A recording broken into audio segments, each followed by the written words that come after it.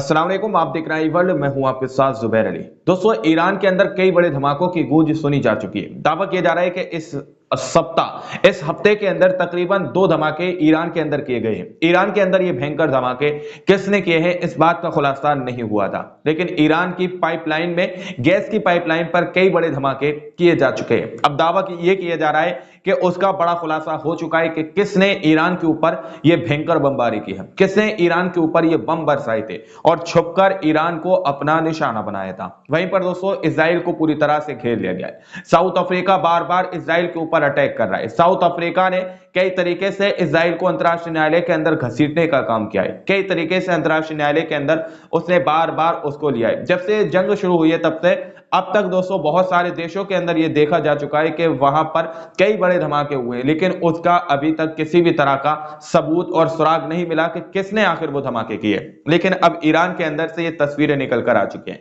दरअसल आप लोग स्क्रीन पर इस रिपोर्ट को पढ़िए। इस रिपोर्ट के अंदर यह दावा किया जा रहा है कि ईरान के अंदर गैस की पाइपलाइन पर जो है कई बड़े विस्फोट देखे गए, कई भीषण विस्फोट ईरान के अंदर देखे गए। स्क्रीन पर इस रिपोर्ट को आप लोग पढ़िए। दावा किया जा रहा है कि ईरान के शहरकोट और बोरूजैन शहरों के बीच एक गैस पाइपलाइन में भीषण विस्फोट और उसके परिणाम इतने बड़े थे कि उन्हें 60 किलोमीटर दूर से भी देखा जा सकता है। मिडल ईस्ट स्पेक्टेटर की ये रिपोर्ट है। दावा किया जा रहा है कि ईरान के अंदर जो विस्फोट हुए इतने घातक और इतने भयावह उनके फोटोज थे कि 60 किलोमीटर दूर से आप लोग खड़े होकर उन धमाकों की गूंज को सुन सकते हैं और उसको देख सकते हैं कि कितना बड़ा धमाका ईरान के अंदर हुआ है। ईरान के अंदर दावा किया जा रहा है कि इस तरह के धमाके 2 हो चुके हैं इस सप्ताह के अंदर। एक हफ्ते के अंदर 2 धमाके ईरान के अंदर हो चुके हैं, लेकिन अभी तक ये धमाकों का जो कहते हैं ना कि मुजरिम कौन है, किसने उस पर धमाके किए हैं, वो नहीं पकड़ा गया। लेकिन अब जो है तस्वीरें सामने निकल कर आ चुकी है। दरअसल मैं आपको ये बताऊं कि किसने ईरान के अंदर हमले किए, उससे पहले आप लोग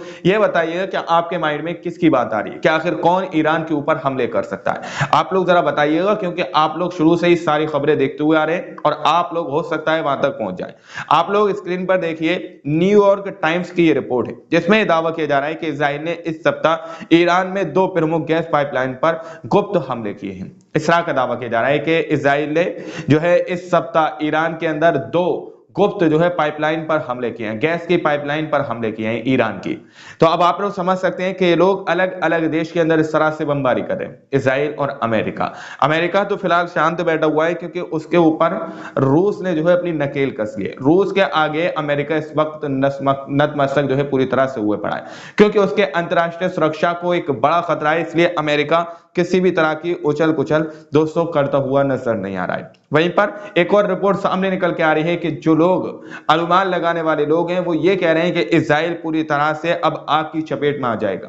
इजराइल के अंदर हर तरफ आग ही आग नजर आएगी। दरअसल स्क्रीन पर इस रिपोर्ट को देखिए। किर्यात शमोना से एलित तक इजराइल आग की चपेट में आ जाएगा। इजराइल लेबनान के साथ युद्ध नहीं करेगा और बैरूत को दूसरा गादा नहीं बनाएगा। उत्तर दिशा में अपना घाटा उठाएं और लेना बंद करें।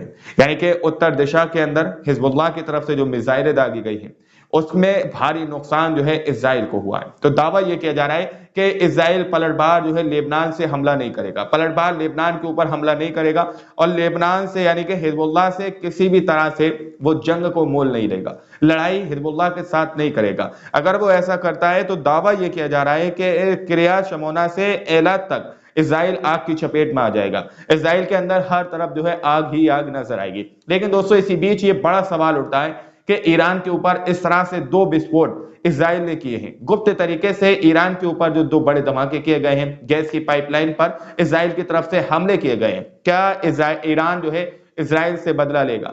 क्या ईरान इनडायरेक्टली इजराइल के ऊपर फिर से मिसाइल दागेगा? अभी तो हिजबुल्लाह ही दाग रहा है। क्या ईरान की तरफ से भी हिजबुल्लाह को ऑर्डर दिया जाएगा कि और भारी मात्रा में इजराइल के ऊपर हमले किए जाए? वहीं पर दोस्तों साउथ अफ्रीका ने अंतर्राष्ट्रीय न्यायालय के मुकदमे को लेकर इजराइल के ऊपर सीधा सीधा अटैक किया है। इजराइल को लेकर राफा शहर के ऊपर इजराइल जिस तरह से हमले कर रहा है, जिस तरह से आम नागरिकों का कत्लेआम कर रहा है, उसको लेकर साउथ अफ्रीका ने एक और बार बड़ी आवाज उठाई है। एक और बार साउथ अफ्रीका ने इजराइल को घेरने का काम किया है। चारों तरफ से इजराइल को घेरता हुआ साउथ अफ्रीका नजर आ रहा है। साउथ अफ्रीका ने कई बड़े कदम इस जंग के बीच में उठाए। बहुत सारे बड़े कारगुजार जो है साउथ अफ्रीका कर चुका है। दरअसल स्क्रीन पर रिपोर्ट देख सकते हैं। रिपोर्ट सामने निकल के आ रही है कि दक्षिण अफ्रीका के AFM ने राफा पर इजरायली हमले पर बयान जारी कर दिया है। यानी कि साउथ अफ्रीका ने राफा पर जो हमले किए जा रहे हैं उसके बारे में अपना एक बयान जारी किया है। उसने ये बात कही है कि न्यायालय के निर्णयों से इजराइल विचलित नहीं हुआ और इसका सबूत यह है कि उसने राफा में युद्ध जारी रखा है। यानी कि अंतरराष्ट्रीय न्यायालय के अंदर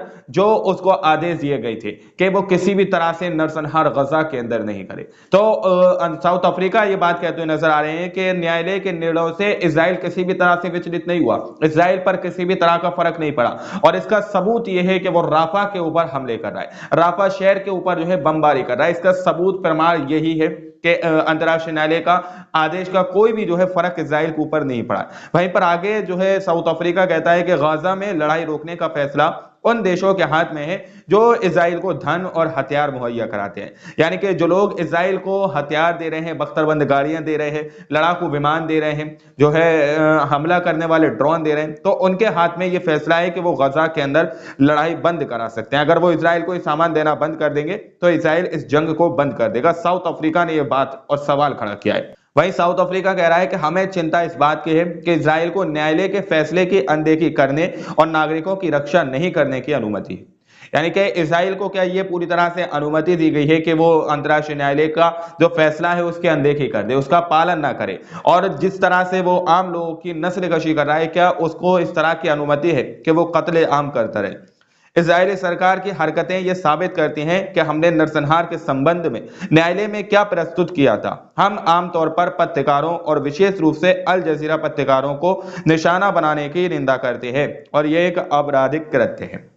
जो अल जजीरा के पत्रकार हैं उसको इजराइल बार बार टारगेट कर रहा है, उनके घरों पर बमबारी कर रहा है, उनके घरों पर बिल्डोजर चलवा देता है। अल जजीरा के कई पत्रकारों को इजराइल शहीद कर चुका है।